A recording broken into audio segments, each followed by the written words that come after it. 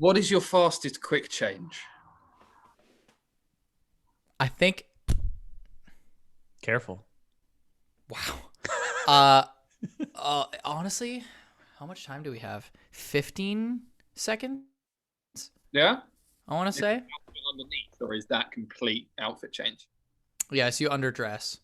Oh, okay, cool. So you underdress. There's at one point I'm wearing 3 costumes. Woo. Which like super super hot. Did but you have it makes cotton quick changes way better. swabs? Did you have cotton swabs under your armpits so that you didn't just like start sweating through your costumes? I wish. Well, actually, under the costumes is like an undershirt, There it is. as well as like the mic pack and all that stuff. Oh, you do the freeze the undershirt. But like it's so gross, man. That undershirt was disgusting. I had to get a new one. You gotta put the undershirt in the freezer before you put it on, so that it's chilled. I used to do, I got like not much, but I used to do some like pit stop fueling, like once in a blue moon. Yeah. And to do that, you've got to have like, I think like if I go from memory from the toes, you used to have race boots, normal socks, fireproof long johns, and then a fireproof shirt that hooked between your legs so that there wasn't any break in the seam. A fireproof short sleeve shirt, a pair of fireproof trousers, coveralls, Hmm. first set of fireproof gloves, then proper fireproof gloves that hooked around the elbows.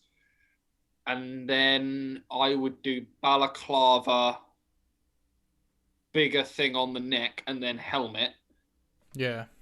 And I made a not a mistake once, but basically they had this weird thing in one of the series we did where I don't know if it was you weren't allowed, but they really hated it if you were in full fireproofs on the grid, and no one could ever Right. like if you went to go on the grid in full fireproofs, they got really angry at you because what one team did was the driver that started the race had to do the out lap and had to do qualifying.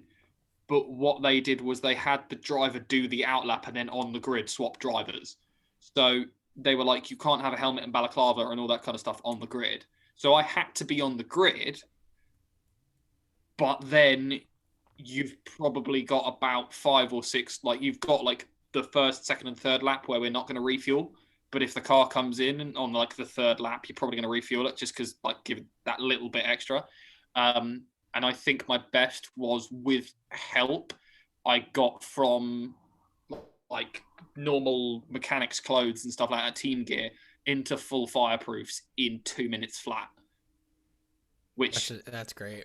yeah, someone put the helmet on for me, which is a disconcerting feeling because I was like down here doing my shoes up and someone just went. Right. Yeah, Yeah. that was like with the show. Like you have a quick change person, and then you have like a wig person that's helping you put your wig on. Yeah.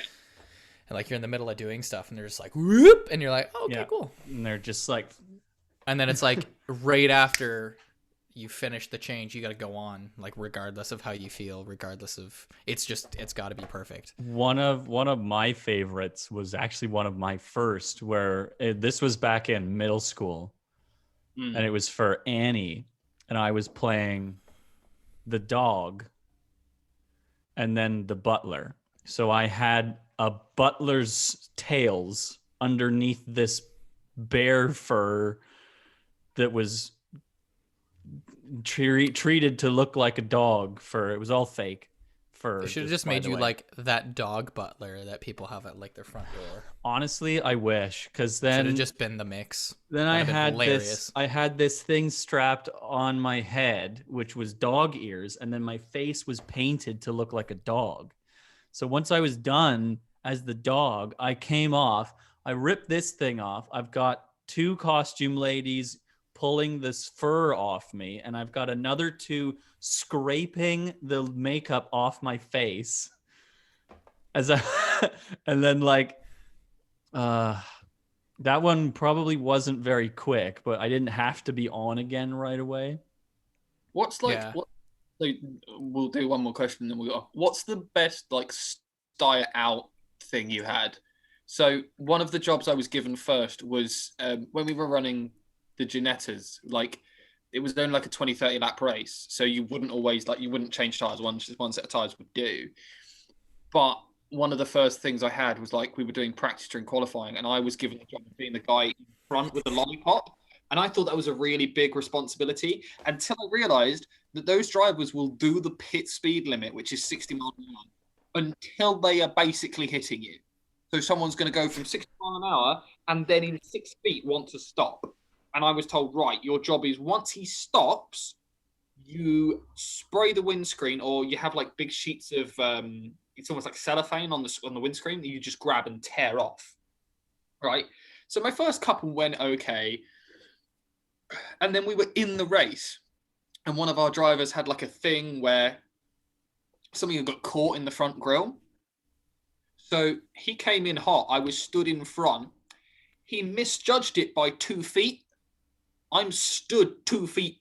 Like I'm stood on the line, and he missed it by 2 feet. So I jumped onto my knees because that was better than my legs being taken out. Slid up the bonnet, grabbed the tear off, fell off the car sideways. Dragged out the way, and they completed the rest of the pit stop, and no one said a thing. And I was like, I waited till the evening and went, guys, I was hit by a car today. We're not going to talk about that. And they went, No, you jumped over it, man. What? Do you mean? Yeah. What do you mean? they were like, we thought you really committed to the pit stop. And I was like, sliding up the bonnet on my knees, grabbing the tear off, and then falling on the ground. At which point, the team boss grabbed me by the scruff of the neck and just pulled me out of the way. I laid on the floor for a minute. Went, well, I need to get back up. Well, who didn't Continue. somebody like recently? Didn't one of the F1 drivers like break one of their pit crew's foot or something because he misjudged it? Yeah, Wasn't that at Imola, or was that the other one? I can't remember who it I was. don't remember either, but that definitely happened like recently. Anyway, what was your question for us? Well, like, so you two are both in industry, like where You mean like screwing something up but making it look normal? was like going on and having to sing a song, but you haven't quite got that right shoe on, kind of thing. Like, I've got to do this. There's no way around this. Well, Well, in guys, hair off. I got tons. I'm sure we both got tons. My family's favorite was in Guys and Dolls in grade 12. You have, as Sky Masterson, I have to give a marker to someone to like say that, oh, I'll be back and I'll do this thing for you, right? So I'm supposed to have a piece of paper in one of my 6 pockets that I'm just going to hand to her. And then that's the end of the scene, basically, and I'll walk off stage. Well, I hadn't put the piece of paper in my suit. So I'm getting up to the line where I'll give you my marker. And I'm going, all right, I'm going to reach into my coat now, because at this point I would have thought about giving her my marker. So I reach into the pocket where I think it is, and I go, oh, well, it's not in there. So I check the other coat pocket. No, it's not in there. I start checking all the pockets in my suit. And my mom's in the crowd, and she's gone, oh, no, he doesn't have it. He doesn't have it, because my mom's a costume lady, and so she knows, right? Yeah. And so she's just sat in the crowd going, how the hell what's he going to do? Because he doesn't have it. He doesn't have his marker. And I just go, well, I would give you a marker, but it appears I don't have one. But I'll give you one later. And then we ended the scene. We kept going. So good. Yeah. Yeah. Mine actually ended with 5 stitches in my leg, but Oh yeah. yeah. A good So one too. New Year's Eve, 2019. Yeah. This is the same show he was talking about earlier, the We Yeah. Will Rock You tour. Yeah. This is what I thought was going to be like the worst thing to happen in 2020, and then like 3 months later we had a pandemic, right? So during fight call, so there's like this double fence thing, and then there's a motorcycle in front. I have to like make my way through the fence, like this little crack, around the motorcycle, jump up on this table, and then fight. Yeah. And so there's a song before where I'm like one character, and then I have to run off kind of at the end, do a quick change, come on as this other character, and do a fight. And so during this song, when I was the one character, the first one, I had the leads can't like step back. They stepped on my shoe, and like you're wearing jazz runners for dancing, and untied. And I was like, oh shit, I have to do like a box jump onto this table and then finish. I still have like half the song left to do to finish the dance, and I'm like, I can't not do this choreography. I can't like stop and just like tie my shoe up. And so I'm like, oh god, okay, push the lead like out of the way. I'm like, okay, I can get my shoe. And so I'm like trying to do the dance. I'm like hitting the fence, got to jump up. I jump up and I can feel the thing slipping off. And I was like, oh shit, like I gotta dance. I gotta jump off this thing now. What do I do? And I like looked at an audience member, and I was like, they noticed something was going on. And then I like just kicked my foot up, grabbed the shoe, chucked it upstage center, like made eye contact. They're laughing. And I was like, ha ha ha. Jump off, finish the dance with one shoe on. I go to run off to do the quick change. I slip and fall backstage like nobody could see. Slip, fall, eat shit. And I'm like getting my other costume on, doing this quick change. Actually, this is probably the quickest quick change. This is probably around 12 seconds, maybe 10 seconds. Where like I just have to get this jumpsuit on and a helmet and then run back on. And so I get the jumpsuit on, the stage right stage manager or ASM hands me my shoe or chucks me my shoe, put it on, tie it up, go to run on.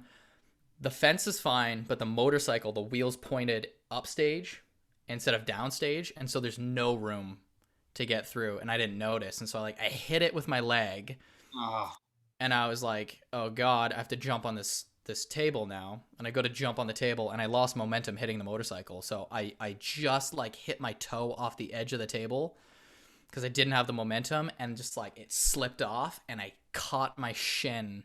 I sliced it open on this like aluminum corner through 2 layers of costume. My fight partner saw it and was like, and you have to like make eye contact before you fight, right? Just to like be safe. And she's like, and I'm like, go, like just keep going, finish the thing. Intermission, screen comes down, and I was like, oh god, that's gonna suck, like that hurt. And I was like, oh, it's probably just like a, I don't know, I just nicked myself. Yeah, like it might be really bruised, like I might have cracked it, I don't know, it hurt really bad. And go off, and they have like paramedics come around, lift up my leg, and it's just sliced open, bleeding everywhere. So put a bunch of gauze on it. And I was like, I need something elastic. Like, I need to finish the show. And so the stage left ASM had hockey tape. And I was like, perfect. Just like wrapped it up around my sock and finished the show. And then I took the night off to go sit in the hospital for 10 and a half hours. Missed New Year's. And I only missed that night show. And then I came back. But yeah, as far as anybody else knew, nothing had happened. Like, because you can't really see during the fight if I, messed up or anything, because I, like, slipped, hit my leg, but then, like, climbed over the table. Yeah. And was able to keep going. But, yeah, slice me leg open. Real fun. On that terrible disappointment, it's time to end. No, I'm kidding. Welcome to Better Luck next week. Sean needed better luck in that show. Yeah, I think better luck 2 years ago. Yeah, better luck now. We've got lots to talk about this afternoon. We'll start with Imola. We want to address that Super League debacle that's going on. And then the Women's World Championship was canceled again. And so we'll touch on that as well. But we'll start with Imola, of course. Start with Imola. You're booing the fact that it was canceled, right? Yeah. Yes. So Super League. We'll start with Imola, though, because that was the big story of last weekend, the big topic that we cover, Formula One, of course. Now, did you all write down who you wanted to win? Yeah, I got 2 right, 1 wrong, and I got the order wrong with all of them. So yeah, I think I have 2 points as well, because I had Hamilton, Verstappen, Ricardo. And it was, of course, Verstappen, Hamilton, Norris. So I have 2 points for that. I had Leclerc, Hamilton, and Verstappen. So you actually have 2 points. Or Norris. No. Who did I think it was Lando, wasn't it? That I chose? don't know. Was it? I can't remember. I don't know. You didn't write it down, did you? No. I said it in a video. It's recorded. It's somewhere. Why do I need to write that down? Come on. All right. Well, we'll give because you can keep track because that's what we do. All right. Well, go back and watch your own podcast and figure it out. I don't need to because it's not my job. Go figure out who you had. It literally is your job. All right. It's your podcast. All right. Chill. Hey, you're blowing up everybody's eardrums and speakers and everything. Don't do it. You'll restrain yourself. We'll just assume that Sean also has 2 points, I guess. Yeah. Because he can't be bothered to write anything down. I'm going to bother to write your face. So, anyways. Concrete. Now he's giving people ASMR. This was an interesting race, partly because it was drenched. Yeah, for 2/3 of it. It was an exercise in teams not knowing what to do. Right, and when do we take off our wet tires? Do we take off our wet tires at all? The funniest bit as well was there was a load of team that went on inters. Like it was hilarious watching them run about because all the teams went inters. We're going to put inters on. Put the inters on, and then Alonso binned it, and everyone went, maybe the wets. Maybe we should put the wets on. And then like Lando came round and went, no, it's an inter. And you could see all of the teams with the tires covered looking at each other going, what tire have you got? What tire have you got? What do we do? Like, what do you guys want to do? Bell's younger brother has like been watching it, and I have to like explain some things. And he went, why are all the guys with the tires not revealing what tires? And I was like, it's a game. They're playing chess. That's what they do. First move, and they have to go, no, we've got these tires on. And there'll be one team down the grid, which unfortunately this weekend was AlphaTauri, who everyone else had inters on, and they had wets, and they went, oh, we might be all right. And then Pierre Gasly went backwards for a long time, and they were almost like a petulant child. Like everyone went, "I've got inters on, and the inters are working really well. Your drivers aren't doing very well, guys. We're gonna keep the inters. We're gonna keep the wets on. You watch, it'll happen." And it didn't happen for another 5 laps, and then they went, "Can I keep the wets on?" And the wets got even worse, and it still didn't help. And they went, "We're gonna keep the wets on still." And everyone was just going, "Just put him on a set of fucking inters. Just please." Watch him go backwards through the grid. Yeah, and then Gasly. I mean, he had a couple of issues, but still ended up 7th. Yeah. Thankfully, but Tsunoda had issues too. I mean, he spun out also. Yeah. It wasn't if you wanted to write a recipe of what you didn't want for the second Grand Prix in a race car, intermittent, difficult conditions because it was raining at one side of the circuit and not raining at the other side of the circuit. So the tyre basically doesn't really... It's difficult to explain, but the wet tyres are designed in such a way that if you put a wet tyre on a Formula One car and drive it in dry conditions, it overheats because it's been designed in such a way that it performs best in wet weather conditions, which means it's going to have rain over it, getting it cool. So they overheat. So the problem is that for half the lap, they're overheating, which when they overheat, they then lose their grippiness, so they're getting slidey. And then when you then cool them by going through wet driving, they're then not as grippy. And then basically you get to the end of the lap before you go back into the dry bit, and they're kind of working again. And it's very difficult to predict. So I think if you were a rookie in this field and you made it through this race, well done. Well, some of them did and some of them didn't. And speaking of wet and slippy, the biggest story from this that's caused the biggest argument between us is the George Russell, Valtteri Bottas collision. And whose fault was it? Was it even necessary? And all this. Now, my view on this situation is that this corner is not where you should be passing anyone, period. Because of a video that James May said you shouldn't. Exactly. Actually, from James a video from Top Race Gear, car F1 legend where, James May. For a minute, and I'm going to ask questions. Let me explain.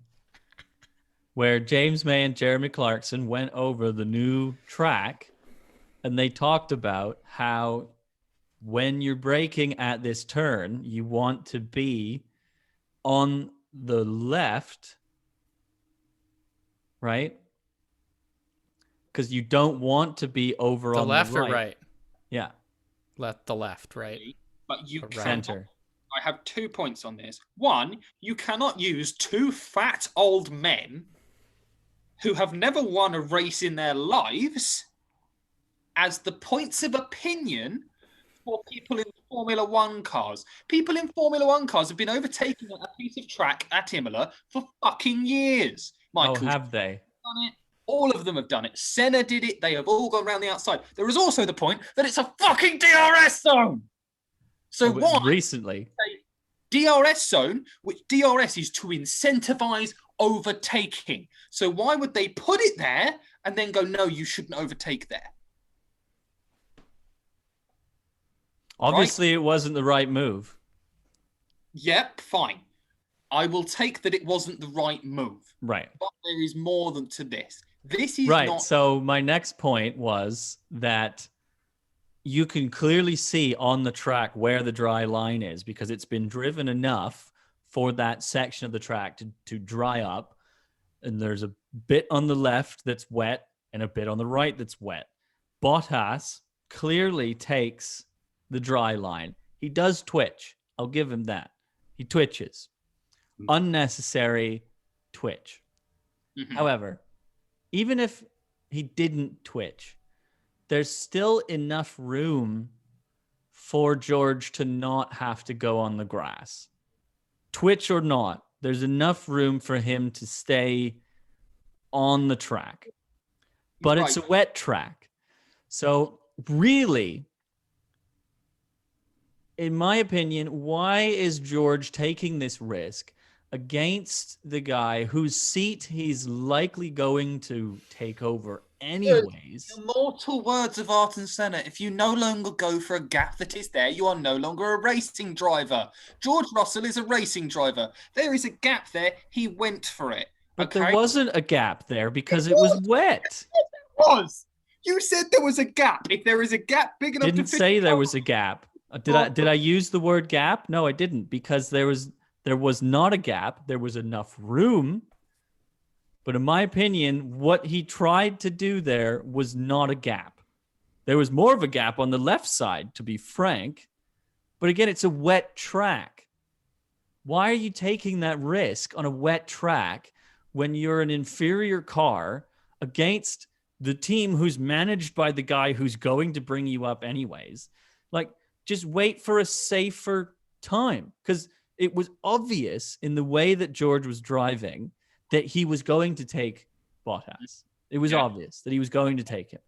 So if you're already right on the tail of Bottas in that first turn, stay on him until there's a better opportunity to overtake him, which there would have been in a couple of turns. Look, I can understand what you're saying. My points on this are that I think blame to me is almost 60-40. Now, from George Russell's perspective, he's gaining on a Mercedes. He's probably got the momentum and the battery charge because they have to have laps where they charge the batteries and then laps when they dispel that charge to help the car go faster. The longer he sits behind Bottas in the dirty air, the harder his car is to drive and the more difficult it is. Just more difficult. Once you're within about a second of the car in front, it is difficult to drive because of the aero. We know that. Did he go for a gap that was going to be difficult? Yes. Was there theoretically enough space? If you watch Bottas's line on previous laps, which George will have when he's been behind him, there was about a car and a half to 2 cars gap when Bottas took that line. Should George have gone for that move? Well, the problem is that he's a racing driver. As a racing driver, he wants to go past. He wants to overtake Valtteri Bottas, go around because it's a very, very important thing for Williams. Is it a wet track at Imola, second weekend in the car? Not his most advised move, and I'm sure from the stuff that George has come out, that's fine. The thing for me is, Bottas is the more experienced driver. He knows George is coming past him because he's got an engineer in his ear giving him constant updates. And those constant updates will have been, George is 3 seconds behind you. George is 2 seconds behind you. George is within overtaking range. George is 1.5 seconds behind you. George is within DRS range. We think George is going to go for you at the next DRS zone. So Bottas knew he was behind him. He knew he was behind him. And the thing that no one can explain to me and no one can completely get is at 190 to 210 mile an hour, why he did that. Because no one can tell me, because racing drivers don't change their line. There's no speed to be gained by doing that. He's on the dry line, so there's no reason the car would have twitched without his responsibility. So explain to me why he knows when George Russell is coming past him. Now, pushing the line out and defending the racing line, he's within his right to do. But he didn't do that. Twitched at 190 mile an hour, and now where it goes wrong is because George is driving into a gap that's going to disappear. It's going to close, fine. But I would say that the rules in Formula One is as soon as the front wheels of the opponent's car are in front of your rear wheels, the move is, he's already next to you. You can't then defend yourself. Take the front of the car out. The twitch is the bit for me. Because at 190 mile an hour, the cars are probably a foot apart. And there's a little twitch and George reacts, and that causes him to go on the grass. Now, what happened after, I don't want to comment on because I don't think it's beneficial to the sport to talk about that. But if someone can explain to me why Valtteri Bottas twitched at 190 mile an hour, then I will sit there and I'll go, this is 100% George Russell's fault. But if you could tell me that 190 mile an hour, trying to slide a car through a gap that is a foot wider than the car, and the guy you're driving past twitches, you're not going to shit yourself a little bit. I mean, if you do it on the motorway, someone's doing 60 and they twitch across, you fucking poo your pants. So, yeah, a couple of times. I don't think there's anyone that can explain that other than Valtteri Bottas, and he's not going to. So I think it makes for exciting racing, and it does. An exciting outcome, and it also makes for an expensive bill for Williams and Mercedes between now and next race. Not my problem. 2 chassis written off. Mm. They had to write. It's basically. Well. I don't have to fork over money for it, so yeah. Let's go! Yay! Gav, crash. can you turn the volume on your computer down? Because I think we are over. I think we're speaking over you because we're too loud on your end. So. Okay, is that better now? I think so. That's way better. Well, I have to go through everything, but the concern to me is to move more on to this thing is that Toto Wolff's evidence behind this, and his exact quote was that Valtteri Bottas had a bad 30 laps. This is difficult weekend for Valtteri because he qualified in 8th. Now, admittedly, he was only 0.4 behind his teammate, but okay, that happens. There was a lot of cars jammed into that. A lot of cars jammed very close to each other, and 0.4 is not massive. But he was caught by George Russell on merit. There's no arguing that. There's no beating around the bush on that. In what is called inferior Williams, Valtteri Bottas was caught up and almost passed. Right, and you can list whatever excuses you want. Oh, the track was wet. Oh, Valtteri was having a shit weekend. Oh, his car wasn't working properly. Oh, whatever. But at the end of the day, he was being caught up by a Williams, which is historically not how it's supposed to go, like at all. Over the past couple of years, yeah. Yeah. So I mean, I think if we go to the pointy end of the grid, so Max Verstappen did everything he needed to do. This is what Red Bull have wanted for a long time now. Sergio Perez had a bad race, not the race he wanted. Well, and despite sliding too for Verstappen, yeah. Yeah. Basically, Red Bull were able to put Lewis on an island where he had a Perez on his inside right and he had a Lewis Hamilton, Max Verstappen on his outside left, and he had to pick which one he wanted to fight. And he let Verstappen go. He fought the move a bit, but it was kind of evident. Well, and the last thing I'll say about this crash as well, the Russell Bottas crash, is that it brought out a red flag, which allowed Hamilton to come back because he was a lap down. Yeah, that doesn't really make sense to me. And I don't understand why. Yeah, I do not understand why when there's a red flag that you're just allowed to unlap yourself. I can understand the unlapping yourself because basically you then would have had all the drivers released and they would all have been in a random order where you have an opportunity to put them in the order they were on the road. But it's difficult because you've basically given half the grid a free lap. Exactly. And I don't really agree with that. It would be like if you just, gave an NFL team a free 10 yards down the field because somebody got hurt. Yeah. Yeah, that needs looking at and it needs thinking about. Well, because Hamilton was effectively gifted a spot on the podium in this Grand Prix. A little bit, yeah. I mean, he was brought back to, I think he was 10th or 12th or something like that. Yeah. And he was brought back up to, I mean, he was still in 10th, but the problem is he was in 10th in a Mercedes that was on a set of good tyres with Lewis Hamilton behind the wheel, for lack of a better word. Right. So, yeah, of course he was able to finish in second by the end of it. But if he had that extra lap to catch up, would he have finished in second? I say no.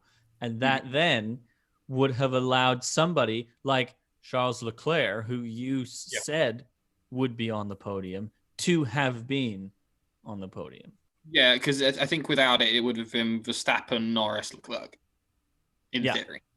And Sainz would have been fourth. But the thing for me after this race is that you have at least top 8. Maybe I think once Tsunoda gets a bit more used to the AlphaTauri top 10, that you could switch around quite easily, depending on the circuit. Because I think the Mercedes still has the pace because he worked his way through the rest of the field. Lando kept him behind for 6 glorious laps. But it happened eventually, and I think I could see it coming. I don't know if both of them were on the same tyre, whether the same thing would have happened. A little part of my heart thinks that it wouldn't, because I wanted Lando to get a second. Yes, we know you are in love with Lando Norris, Gavin. It's not subtle at all. But I think this showed that you could put all of these names in a hat and pull them out in another order. Maybe put Lewis Hamilton's name in there a few more times because that's the probability of the thing. But it could be any order. Well, and especially because the weather had such a major effect on the field that it was literally a toss-up by the end. So, I don't know. What do you think, Sean? We haven't heard from you in a while. I have no opinions on this. Okay. Whatsoever. No perspective at all? Nothing? No. All right, well, then we'll talk I have nothing to add to this. Well, then I've said my piece. We'll do our bit that we were going to do last week about who you should cheer for, because you've got an extra week to do some research of your own as well, if you'd like, after we present our arguments, because the next Grand Prix isn't until May 2nd, which is the Portuguese Grand Prix.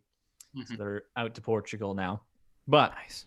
I have 3 names written down here. I don't know how many names you were going to argue for, Gav. I've got Lando Norris. Anyone else? No, Lando Norris wasn't even going to be one of them. Oh, no. Really? Come on. Bullshit. You weren't going to argue for Lando Norris. Get out of here. No, I was gonna get a pen and write some stuff down, but because that's my those are my drivers. You don't want Sean on your team? No, I want Sean to have his own value and reason for loving football. Oh. Well, I'll start with Max Verstappen then. And I quite like Verstappen. I've liked him since he joined. First of all, he is the only Dutch racer on the field, which is fun. There's about 2 of just about every other nationality here. Fun. Well, yeah, that's cool, right? Like he's a smaller representation of his nationality. Same goes for Sergio Perez, Yuki Tsunoda and Antonio Giovinazzi, right? So all of that. So what I've seen already from Perez and Tsunoda is just inconsistency. Well, Perez, that's because you weren't watching last year with Perez. Perez is consistent. Again, this Grand Prix was more about the weather conditions and how their teams handled their drivers in the weather conditions than how the driver performed that day. Mm-hmm. Yeah, I mean, a team's a team, though. If I'm going to root for somebody, I mean, I hope they got a good team backing them up, making good decisions, right? Right, and Red Bull focused on making sure Verstappen won this race rather than Perez being up at the top with him. And it's only his second weekend driving the car. Mm-hmm. Driving a Red Bull, which is designed for Max Verstappen. So Verstappen has such a unique driving style and technique that makes him interesting to watch every time, because as we've continued to say, the car is designed for Verstappen and literally nobody else can drive it. Like Albon could not drive it last year. Perez, I want to say he's had some modifications to the car so that he has a better time driving it. Don't quote me on that, but Perez so far is the only one in the Red Bull who has been able to drive it well enough to maintain less of a smaller gap with Verstappen. And like I said, this past weekend was more about the conditions affecting Perez's ability to keep the car on the road. So that's my argument for Verstappen. He's also always in second because Lewis Hamilton always wins. So it's that much more fun when Verstappen does win, because it's like, oh, he finally got it. Right. Do you have I thought we could go back and forth. Oh, okay. Right. So my first one, I'm going to give you your red hot competitor. I'm going to give you your heartthrob, so the one you want because your heart wants them to get it. And then I'm going to give you your favorite person. He's thought about this much, to be honest. So the first one is going to be the heartthrob, and that has got to be Pierre Gasly. So I'm going to give you Pierre Gasly's story as I've known him. So Pierre was a Red Bull factory driver. So he was employed by Red Bull and worked all the way through. Before he got into Formula One, he had a friend called Anton Hubert, who made it to Formula One and died in a horrific accident. But he died. Shit. No, so he was in Formula 2 when he passed away. I'll have to check that. I apologize if I got that wrong. He was Pierre Gasly during a race. Yeah. I believe it was Formula 2. Yeah. I feel like I've seen it. Very, very shortly before he died, Pierre Gasly had been in the Red Bull Formula 1 car and had got through a season and a half before Red Bull demoted him. They took him out of the Red Bull seat and put him in the AlphaTauri, which is the B team, unfortunately, is what they are. And Anton told him, prove them wrong. Almost a year later to the date, Pierre Gasly won a Grand Prix. Yeah, and it was very emotional. Dedicated it to his friend that passed away. He has since been giving us some incredible performances in the AlphaTauri, which should not be as fast as it is. It is Red Bull's second team. It should not be doing this well. It shouldn't be. It should be 12th or 13th or sometimes in the points. Last year in HIT, he was sensational. He was incredible. He won a race. He had a couple of podiums. He was brilliant. He donates as much money as he can to charity. He's just generally a very, very nice guy and has had one hell of a comeback story. He went from a point in Red Bull where he had no confidence and stuff like that and basically just couldn't do anything right to now a guy who is one of the talents of the sport and is just a brilliant guy to watch. He's brilliant. And that's why I think that, you know, he's not going to win races. We don't know where he's going in the future. At the end of this year, he's out of contract with Red Bull, so he can go where he wants. But for me, he is just one of those drivers that just has such an interesting story that he's just a beauty and a glory to watch. And that's why I think Pierre Gasly would be one of your guys on your list just because of his story. All right. You want to talk about a heartthrob? You got to talk about Daniel Ricardo. This guy is probably one of the best looking guys on the grid, first of all. Australian, so immediately more interesting as well with that glorious Australian accent. Hello there, Sheila. Oh, yeah. Hi there. Go drive my Formula One car. Going to be amazing. He was actually promoted to Red Bull as a replacement for another Australian driver, Mark Webber, who retired after him and Sebastian Vettel had issues. And I'm sure it was a bit of a breath of fresh air for Red Bull and Sebastian Vettel because Webber and Vettel did not get along at all. And it was blindingly obvious.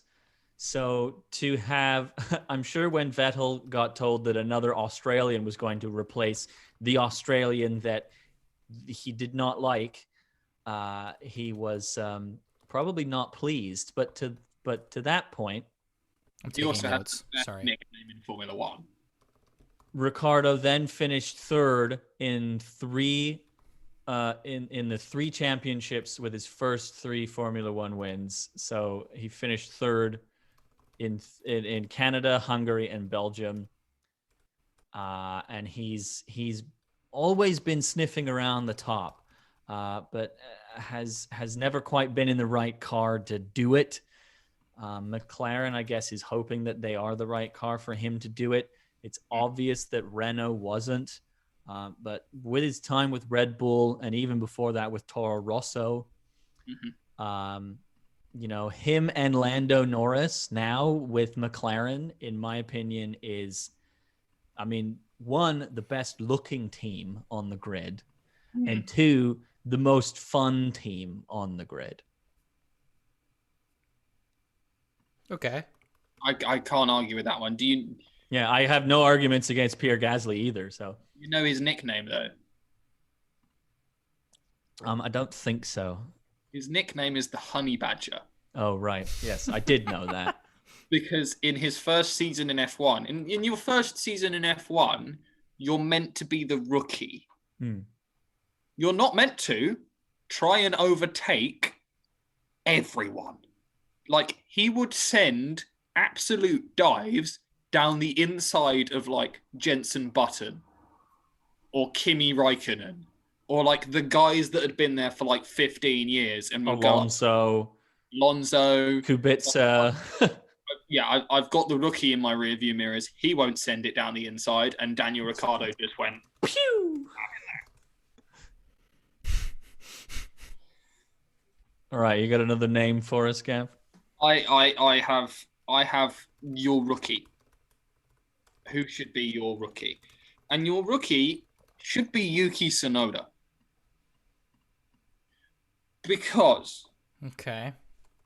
he has bundles of talent and no fear.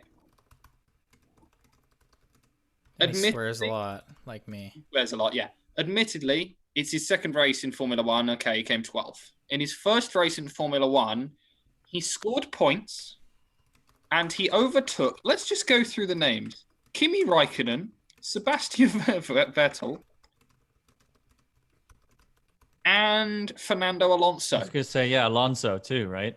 He's So also he also, despite spinning out on this past weekend, he got back in it and still finished 12th and beat the other rookies. Yeah. He is also hilarious and a bundle of fun. As we've seen by his Instagram trolling on the I think that's account. absolutely hilarious. Yeah, he is just fun. And also, the funnest dynamic to me is watching him have conversations about like what he likes to do with his time with his 34-year-old Red Bull like kind of minder. It's right, because he's 18, right? 19. Like they have one of the things which is like Toro Rosso behind the charge or something like that, where they're walking along and he's like, "Oh, what do you listen to before the race? We'll have to download a load of songs and get it going in the garage so everyone feels the sky, like, you know, feels the energy." And he went, "K-pop," and you saw a 34-year-old man go, "I'm gonna have to do a Google." Yeah, I'm gonna have to figure out what that is. Oh god. Great. I've got a bit out into left field for my next one. Okay. I'm going with Kimi Raikkonen. And here's why. Partially to just royally upset Gav, which clearly it already has. So I thoroughly enjoy that. Kimi is one of the oldest drivers here, obviously. Yeah, he's fucking he's 42, 76. Okay. Yeah, 42 41. going on 60. He's 41 years old. In my opinion, he's one of the most... He looks older than my dad. In my opinion, 57. I don't know why you think he looks older than your dad. It's weird. Because he's, I mean... Because he does? I think he looks fine. I don't... You got a weird judge of age, man. He looks like he's in his 40s. Also, Alonso looks like a cross between Jeffrey Dean Morgan and Sacha Baron Cohen. I have no idea who Jeffrey Dean Morgan is. But Sacha Baron Cohen is accurate. The bad dude on Walking Dead. Negan. Yeah. The guy that beat up Glenn, and then I stopped watching. Yeah. Nice. Anyways, Kimi Raikkonen. He's probably one of the most interesting men on this grid, and it's for the simple fact that he doesn't say anything until he absolutely has to, and then when he does, it's a personal attack against the person who asked the question, which is so funny because they're literally just trying to do their job, and Kimi's just like, don't care. And it to me that's hilarious because Kimi could not care less about what happens to him. He couldn't care. He doesn't care if he finishes first or if he finishes last. Kimi's out there because he's been asked to be out there, and he's like, okay, I'll do it. Does not give a single damn about it at all. And I think that's hilarious. All right. And Gavin's upset about it, so that's great. I'm not upset about it. So it's okay. You can be upset. Right, my last one is going to be your title challenger. He could do it all. And that changed up how things are going on this. Yeah, a little bit. I forgot what I was talking about halfway through because I got so angry at you. It's Charles Leclerc. I'm sorry, but if you had to pick a Formula One driver to swap lives with at some point, it's probably going to be Charles Leclerc, like waking up in Monaco and going, which Ferrari shall I swan around in today? Also very quick. And I think once Lewis Hamilton, at some point in the next couple of years, steps back and goes, I'm going to go and do something else, Charles Leclerc is the person who I think, honestly, has the same amount of talent as Verstappen. And on both of their best days, I don't know who would come out on top. They've had a few battles over the past couple of years, and I think they will be battling for a few more years to come. I don't know. I couldn't say which one is better. I kind of think that guy's George Russell. I mean, you saw how fast how he drove up the field in Hamilton's car. You put Russell in a good car. Oh yeah, Russell in a good car, and he's gone. The problem is that we haven't, because he's been in the Williams and he doesn't get as much coverage. We haven't seen that much from Russell. We've had that one race where, he was in a Mercedes and he disappeared off, and that was very impressive. But the issue is that, he has never been out-qualified by a teammate, but we don't know the caliber of teammates he's been up against. Yeah, because... Really? The best... He was qualifying 19th and they were qualifying 20th, and you're like, well... Best will in the world, Nicholas Latifi is Guy from Canada. Yeah. Anyways, it would also be great if you could pronounce Charles Leclerc's name right. Well, when he says it, he says Leclerc. No, he doesn't. Anyway. Why would the commentators say Leclerc? Reasons. I do like him a lot. So anyway, there you go. He's a super likable dude. You can decide from that, I guess. Mm-hmm. Yeah. We won't ask. Nobody for said your Norris. We won't ask. Well, I thought Gavin was going to argue for Norris, but Norris is his baby boy, and he doesn't want anyone else to touch him. Apparently, I am British. I am going to support the British drivers. That's just how that 100%. works. That's why it wasn't George Russell's fault, right? You look me in. You always do this. You're so politician with it.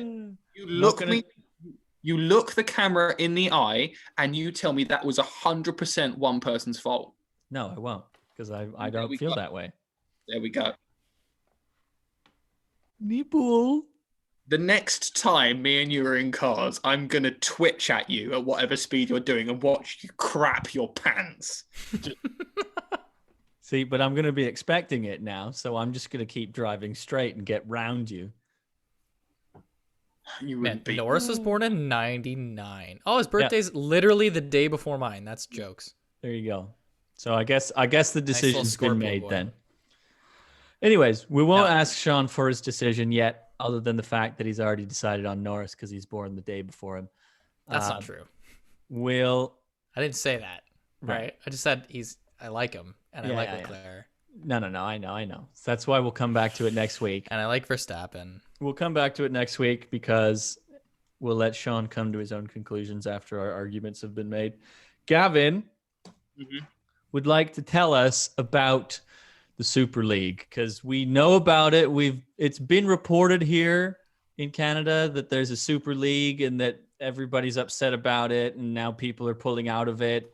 But I don't think we really understand because I would say about 40 to 60% of North America doesn't really care about European soccer. I understand that North America and all that don't really care. But the problem is that all of Europe, most of the African countries and basically if you're the rest of the world, if your heritage is from outside of Canada, like I'm a purebred Canadian, right? Yeah. I'm third generation, whatever, right? But if you're not if your heritage is from outside of North America, you probably care about this. So I exaggerate when I say 40 to 60%, but Yeah. So what has happened is in the UK, the way you have so many football teams. The way the league system works is you have the Premiership League, which is the top. Now, in that, you have unlimited spending. You get loads of money from TV rights and all that kind of stuff. And the top 15 to 20 teams from memory play in that league. If you are at the bottom of that league at the end of the year, what happens to you is something called relegation. Yeah, now, we understand that concept. Yeah. So you then go down to the championship. Another 20 teams, and you have to try and play up or go down. Because money is no object, at the top of the league, you have 6 teams. So I think from memory, Arsenal, Manchester United, Manchester City, and Chelsea, a couple of others. Now, these teams are always in the top 6 because they spend the most money. Because basically what happens is a player plays really well. You get a striker or a goalie or whatever, plays really well on like the 20th team. Well, then as soon as he's available, the other team turn around and just, Chelsea will just pay him more money than that team can afford to pay. Would you like 70 million pounds a year? Please come play for Chelsea. I think for Manchester City, it was explained to me this week that the entirety of their 21-man roster, the entire salary cap hit for the year is £1 billion. Why? Because they can. That's so unnecessary. They can. So the issue with that is that for most of the year, so you have the Premiership, which is a game a week or a couple of games a week. You also have the Champions League, which is basically you have versions of this league all over, the UK, which is the biggest, and then a couple of teams in France, a couple of teams in Germany, Sorry, my laptop's flashing at me. Now, what that means is that in the UK, you have a top 6 team, which are spending billions of pounds on it. You have the top 3 or 4 teams in Spain. You have top 3 or 4 Spain teams in France. Now, the problem is that the matches that matter to those teams that make them a lot of money are when Arsenal play Chelsea or Man City play Manchester United. Those make them a lot of money. The ones that don't make them money is when Manchester United have to go down and play like Leicester City. Because Manchester United are going to beat Leicester City. Everyone knows that. And it doesn't matter to them. It doesn't really. And because these teams have such, Manchester United have a ground that can hold 70,000 people. Leicester City have a ground that can hold 7,000 people. So it doesn't make. I feel like you're running around the point. Okay. Anyway, sorry. So there's a load of games for these teams that don't make sense, but it's part of the reason that UK football is so beautiful, because the big boys have to play the little boys, and there's pandemonium there because Leicester City might win.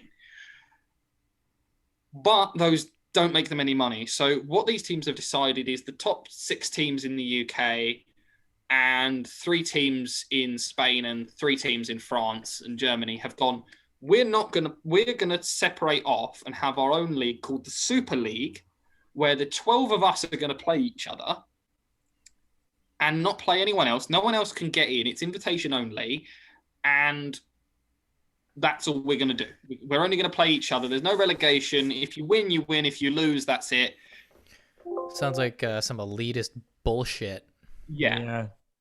So basically, everyone's gone, what the shit?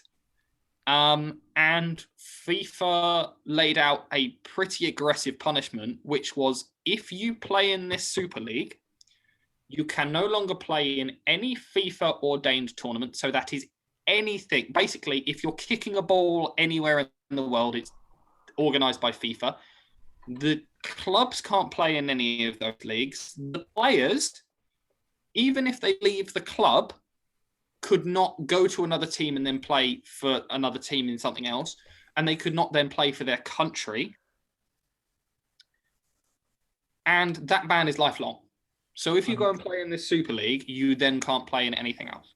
See, did they not expect this to happen? Like, they not expect FIFA to be like, hey guys, by the way, you're just not going to be affiliated with us anymore. Good luck. It would be like if in hockey, the top 4 teams went, we're not going to be part of the NHL anymore. We're going to stop playing. Yeah, we're just going to make a league with we're just going to make a league now with the top Russian teams.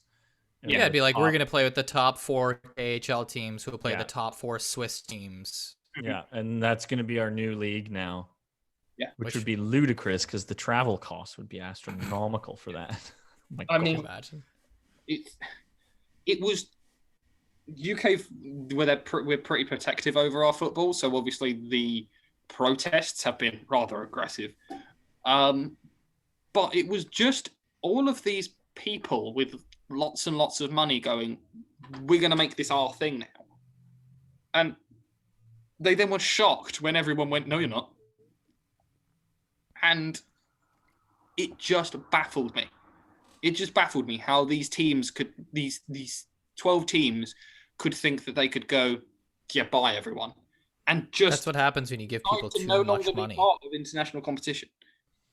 Well, it's you also give them like too much money, and they think they're a part of this elitist group above everybody else, and they should be in their own category.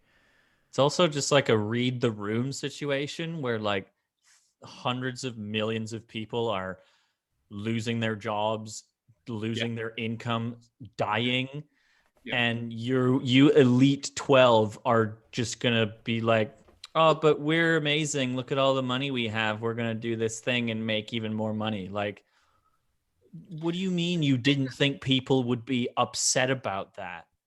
The thing that a lot of people have got frustrated about is this wasn't like they were going to make this league a thing that people could join. Right. So like, if somebody moved up in the standings in their other league, they could enter the Super League and be like, whoa, that's cool. Yeah, or go back down. So like the issue for me is that, so first issue is I'm a West Ham supporter. I grew up on the same train line that goes past the stadium. That's how that works. That's West Ham. We're doing very well this year. We're 7th at the moment. So basically, we would have been top of the league.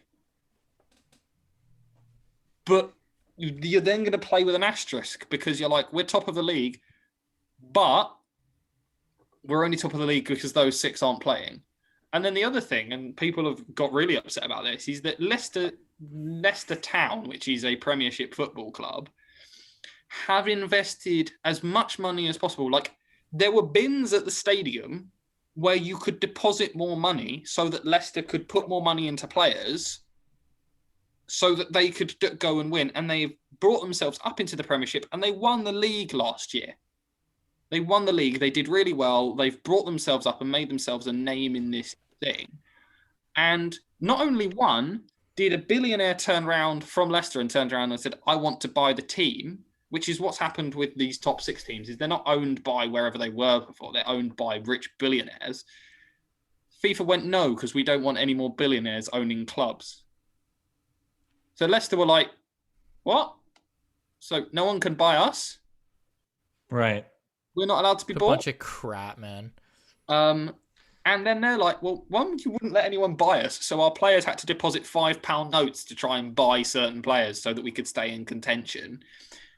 And 2, you said that a billionaire couldn't come along. Like, we won the league. We won the league last year. Why aren't we even invited into this conversation? Into the Super League conversation. Yeah. It just sounds like, I mean, first of all, it sounds like Premiership soccer needs a salary cap of some sort. 1 second. While you guys talk about that, I'm going to have to go and grab my charger because I'm on 2%. Yeah, it's like you're talking about with the NHL, like doing a soft cap and like a, what would you call it? Like a luxury tax. Luxury tax. Oh, yeah. Luxury tax the shit out of the top leagues. Right. Or the top teams. And then what are they going to do? Create their own league? Just kidding. FIFA's just laid out a whole ban program for you. £1 billion. That's insane. On one team, £1 billion. That's like 1.6 billion Canadian dollars. Even if that's an over exaggeration, that's ridiculous that you would even be able to come up with a number close to that. Let's look it up. Why? Why? Just because you want to be the best? You're not, the New York Yankees are the same. They just go, oh, well, we're just going to buy everyone. Like, I always will say that I do see the benefits of a salary cap, but I see the benefits of a luxury taxed soft cap where you go, all right, $80 million is the maximum salary cap. However, if you go over that, you have to pay double the amount that you go over. So if you go over by $7 million, you have to pay $14 million, right? You go over by $15 million, you have to pay $30 million, right? Like that's the concept of a luxury tax. So, okay, let's do that. And then let's this do is that. just astronomical. Let's do that in the Premiership, because obviously these 6 teams are always at the top. It doesn't matter who they play. And they think they're so good that they can just do this extra bit. Yeah, that's I dislike that. I think we should. Yeah, the top guy in the EPL makes £31.2 million a year. He makes £600,000 a week. Yeah, that's not like stupid money. It's a joke. That's okay. That is stupid money. So it's fucking unbelievable. This is the biggest one that will make you laugh. It's more than most NFLers. So if you are in the top league if you're in the Premiership, right? Every year you're in the Premiership, you get £120 million in like TV rights, which is great because if you're a lower team, that basically pays for the team. That's how that works. The problem is that if you're them in the Championship, which is the league below, you only get £3 million a year. And you have to stay in the Premiership for a year to get that £120 million. So Luton Town, which is Bell's dad's football club, went up. They went into the Premiership and they were playing against teams with minimum 80 to 120 million pounds in payroll with a team that was put together for 3.5 million. And then they got relegated, and everyone was like, shocking. How did that happen? Like, really? No. The 77 million pounds in missing payroll didn't cause a problem. Yeah, that's why salary caps are so important. Well, yeah, exactly. 120 million pounds per team for TV rights. There's your salary cap. 120 million pounds. Makes sense. And then if you want to spend over that, you have to pay double. Right? You 120 million, you want to pay you go 150 million, all right? That's $30 million over the salary cap. $60 million is your tax. Yeah. I mean, it sounds like they can piss away money to anything and anyone. Literally. So I mean, you might as well just tax the shit out of them. But then what do you like, cuz what are they going to do at that point? Right. What are they going to say? Oh, we're not going to play. We're going to protest. Like, we're going to start another league. You already tried that. It didn't work. So like, yeah, screw off. And then that luxury tax money could not only go to lower level teams in the Premiership, that could also then help out Champions League teams, give them a bit more money and boost them up and then you'd see more circulation of teams throughout both leagues. Anyways, so I think we've solved soccer. What a shame. Let's move on to another issue. And I'm going to screen share for this because the Women's World Championships on Wednesday were announced that they were canceled. Women's World Hockey Championships.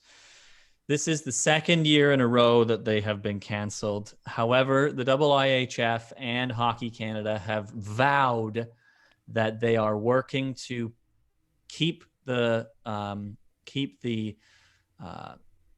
well, they want to play sometime, and they're saying that they want to play it in the summer.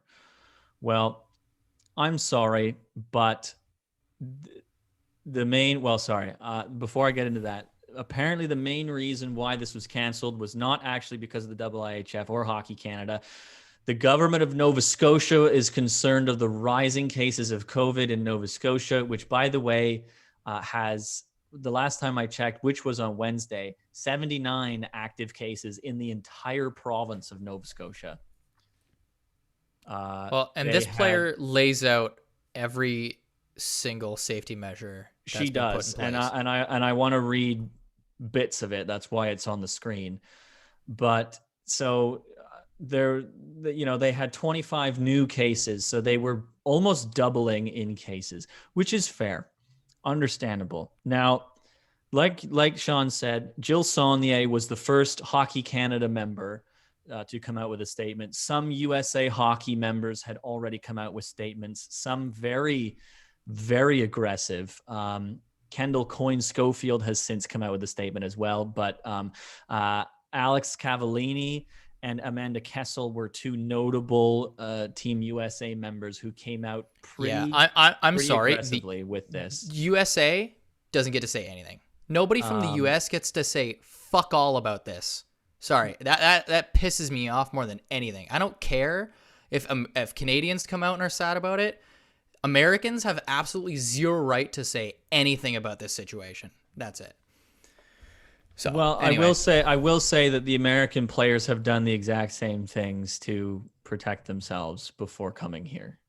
Yeah, no, I don't care. The association with just being American during this entire thing is just ridiculous. You don't get to say anything. You don't get to have an opinion on Canadians and the government and the way they're dealing with things at all. We'll deal with it the way we're going to deal with it, which is the complete opposite the way they've dealt with it, and we'll go from there.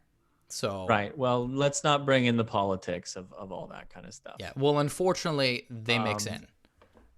Well, in this specific situation, they kind of do, because it was the government that decided to move this along.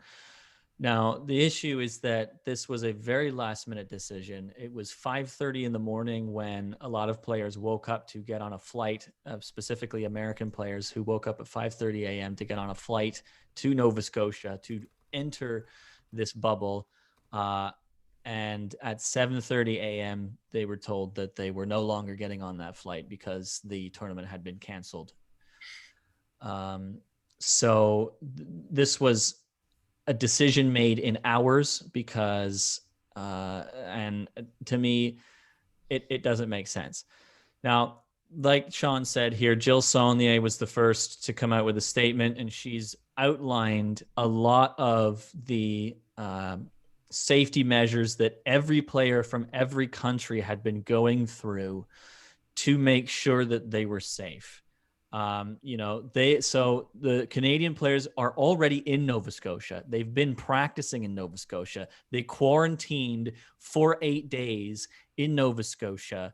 And as you can see, private rooms, tests daily, doors shut, Zoom calls only. They were not allowed basically to leave their hotel room, which is what a quarantine essentially is. They had food delivered to their doors. They had you have an ensuite bathroom in a hotel room. So they did not leave their rooms. They didn't go outside.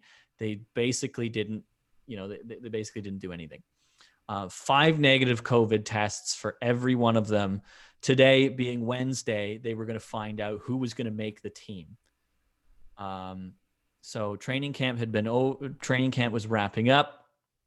There were 60 players there, and they were ready Wednesday morning to find out who was going to be on Team Canada for the World Championships that was supposed to start May 6th.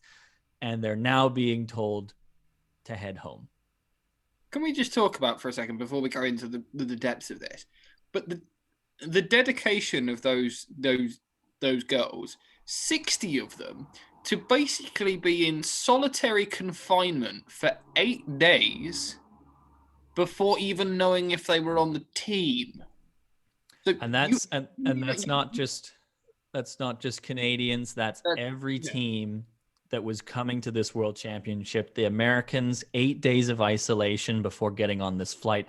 That's 8 days without training camp. So they had their training camp and then isolated for 8 days so that they could come to Canada. And that's the Swedish team, the Finnish team, every team that was coming here did that. Quarantine for 8 days. And on the 8th day, when they were ready to board a plane to come to Canada to enter the bubble, they were told, oh, actually, no, it's canceled.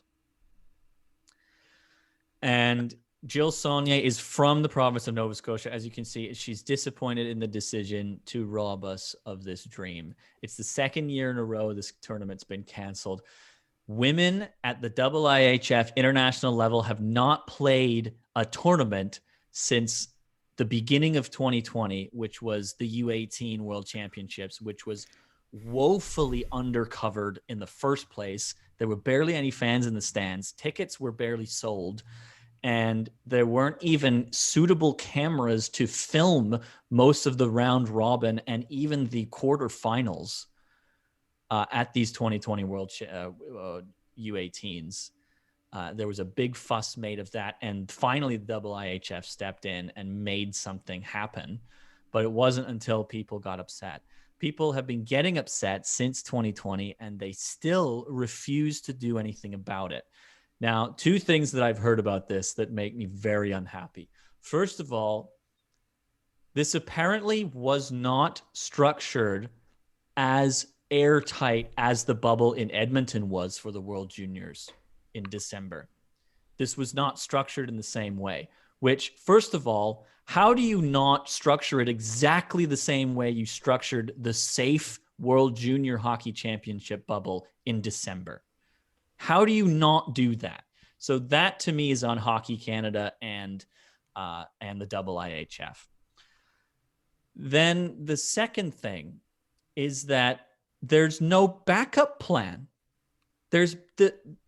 When the U18 Men's World Championships was going to be told that they were going to shut down, the IIHF already had a backup plan to move them to Texas, and they're already on the ice. Our Canadian under 18-year-olds right now are in Texas practicing and skating for the U18 World Championships happening in Texas next week.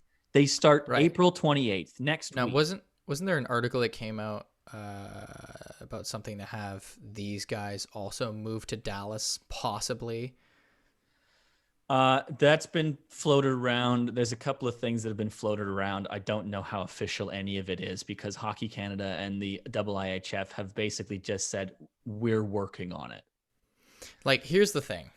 And the other thing, Sean, before you start, the other thing about going to the States is that according to Ray Ferraro, USA Hockey has to bid to take over.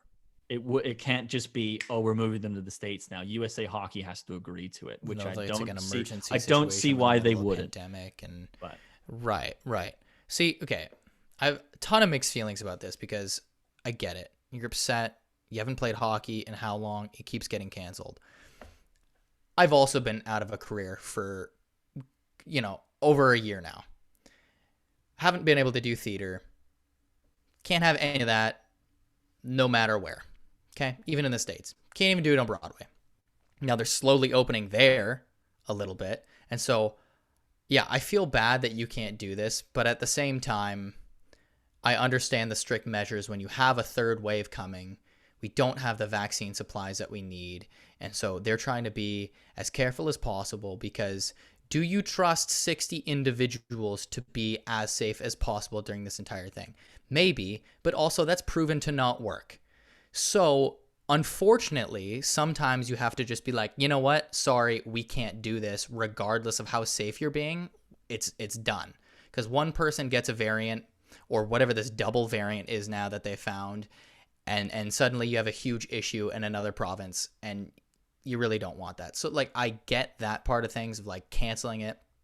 I don't like the double standards though of how the IIHF deals with women compared to the men's leagues. It's the dumbest crap. If you're not going to have it in Nova Scotia with this safe bubble, all these protocols, you're not going to do it like you did the men's World Juniors, then have the backup plan at least to do it in the States where you can do it, where they're okay with this going on. They have the vaccine supplies to vaccinate millions of people per day and have been, and the rates have been slowing. So there's a lot of emotion here, and I get it. It's hard for so many people in different industries. And I don't know, man. Like, it's unfortunate. I've given the U.S. players a lot of flack because I really don't think you deserve to have an opinion on this. I get you're in the same position, kind of, but you're also coming from a country that really. Well, how do you trust any of these guys? Don't get into that, Sean. It's okay. Now you're gonna piss off people. The thing for me is that this just I don't understand. I don't understand the planning. Yes. Is the bit that gets me is that this is where this has been let down. Is that again is it's a pandemic. We all need to learn now that until we can all sit down and go, COVID's gone. You need to have backup plans. You just do. So, okay, you can't do it in Nova Scotia. Now, the decision there, that is the decision that's been made. We can argue with that till the cows come home, but that's not our decision. Yeah. The decision to have a backup is completely within the realms of possibility. You know, there is... What do you need to create a COVID bubble? You need a hotel that can serve people food. Now, I guarantee at the moment there's some hotels free. And then you need some ice hockey rinks that aren't being used at the moment that are going to be able to deal with the amount of games that you need to have going on at the time. So what has happened here is that, okay, yes, with the best will in the world, you want this to go on somewhere that's prepared for it because then they can have the media broadcasting facilities ready and everything's ready. Great. If that fails,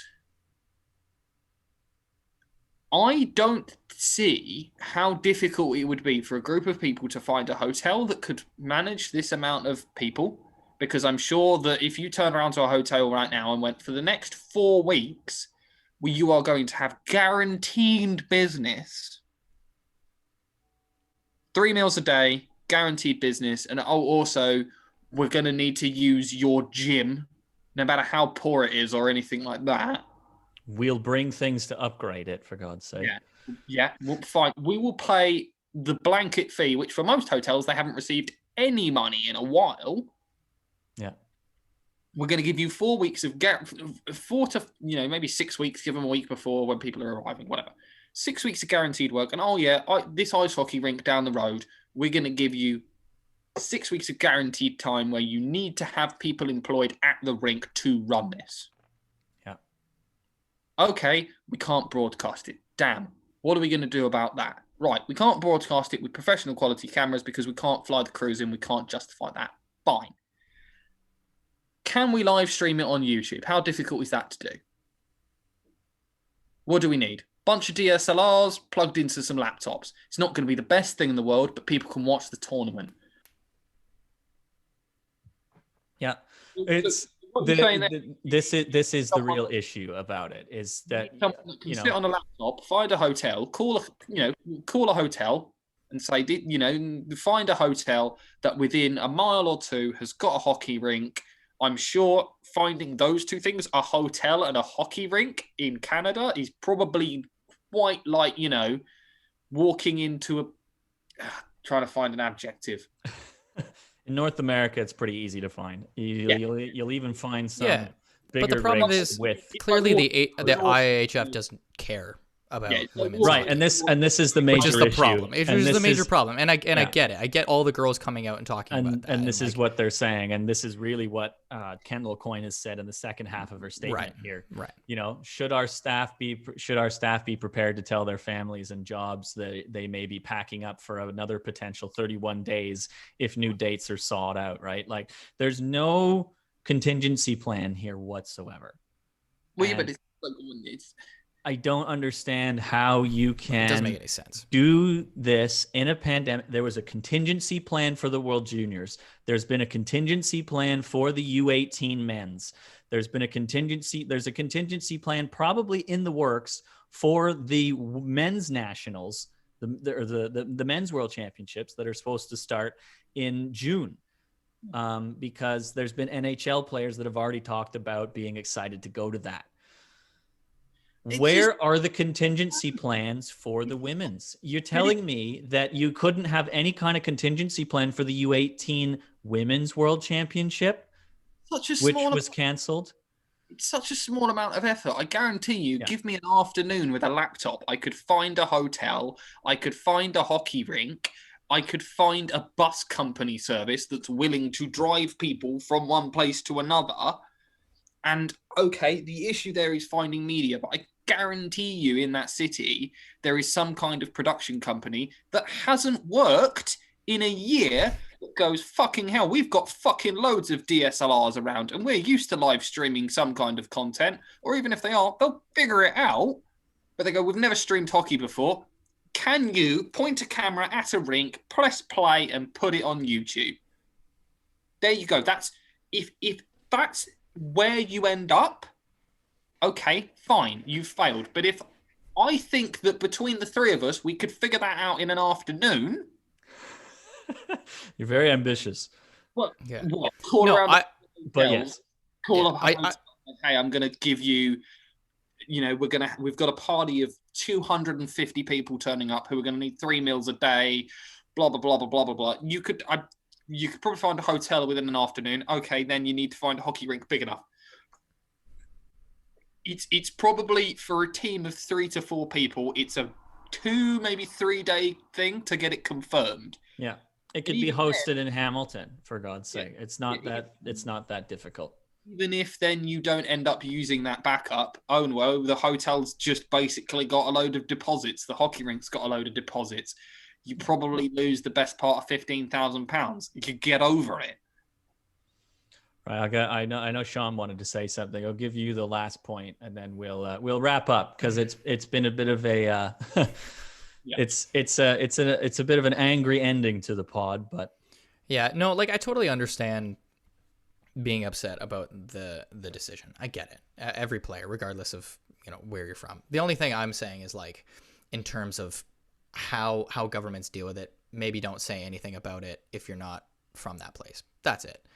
But sure. I totally understand the being pissed off about the double standard, being pissed off about how there is no contingency plan, and being pissed off that it's this last second decision after being quarantined for so long, and your hopes are just thrown away and lit on fire and then thrown into the ocean to just sink. Like, that sucks 100%. And I think that's awful. And the IIHF and Hockey Canada and USA Hockey, they all need to do better for women's hockey. They do. And I think that's like a positive that can come out of this, is focusing on growing women's hockey and actually giving them what they deserve, which is exactly what the men have gotten this entire time.